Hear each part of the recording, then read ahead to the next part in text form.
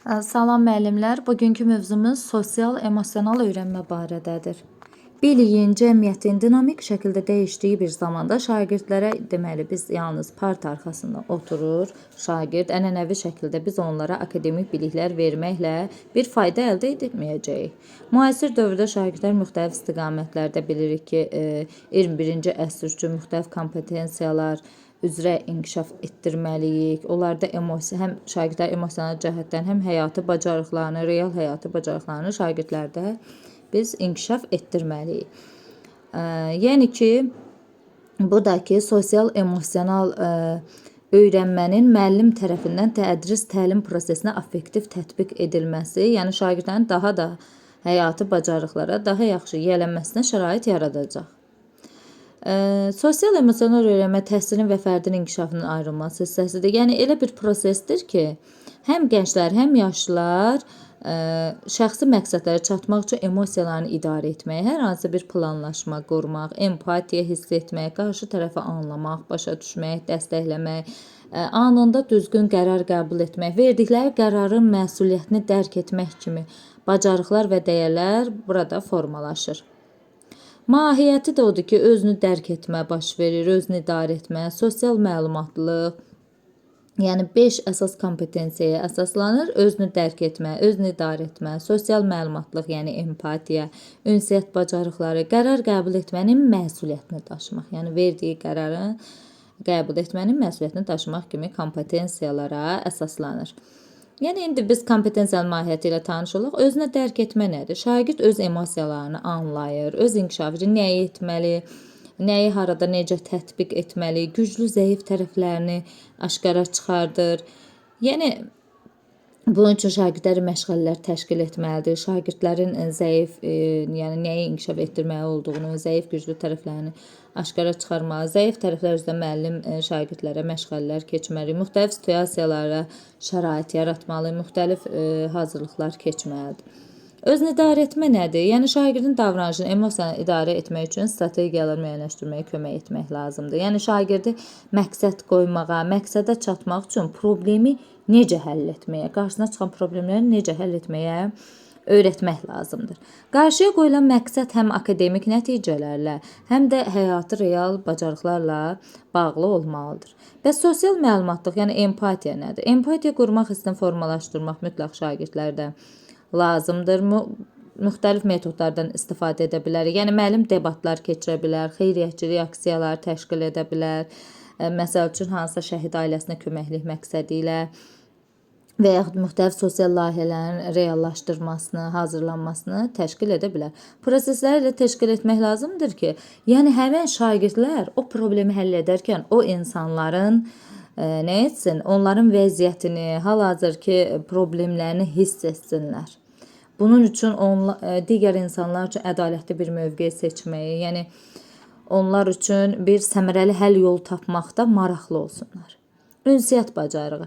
Şagirdlərin ünsiyyət, əməkdaşlıq bacarıqlarını inkişaf etdirmək mütləq lazımdır. Bunun üçün müəllim layihələr həyata keçirə bilər, qrup işləri, cühtlərlə iş, müzakirə, debatlar təşkil edə bilər. Burada effektiv ünsiyyət, əməkdaşlıq nə qədər səmərəli təşkil edilsə, şagirdlərin ünsiyyət bacarıqlarını o qədər inkişaf etdirmək olar. Aralarında olan konfliktləri, şəxsi qərəzlikləri də həll etmək olar. Qərar qəbul etməyin məsuliyyəti. Şagirdlərə məsəl üçün hər hansı bir qərar qəbul etmək düşünülür. Məsəl üçün məsuliyyətli, etik qərar qəbul etmək bacarığını formalaşdırmaq lazımdır. Bunun üçün əvvəlcə şagirdə tənqidi bacarıqları inkişaf etdirmək lazımdır ki, şagird etdiyi qərarın məsuliyyətini nə etsin? Dərk edə bilsin. Sosial emosional öyrənmənin dərs prosesinə necə inteqrasiya etmək olar? Yəni illik planlamaya daxil etmək lazımdır. Məsəl üçün tarix dərsini, təbiət fənlərini, kompetensiyalarını daxil etmək, həyatla əlaqələndirmək olar.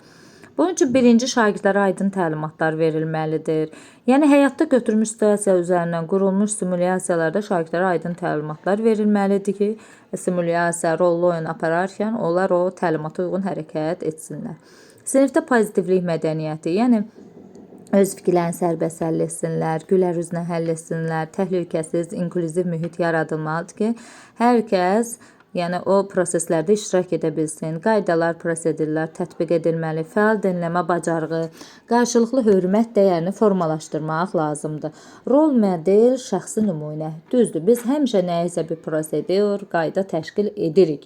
Ancaq uşaqlara nəyisə öyrətməyə çalışırıq, hər hansı fikirləri, assosiasiyaları şagirdlərə öyrətməyə çalışırıq. Ancaq biz özümüz bir rol model, yəni şəxsi nümunə olmalıyıq.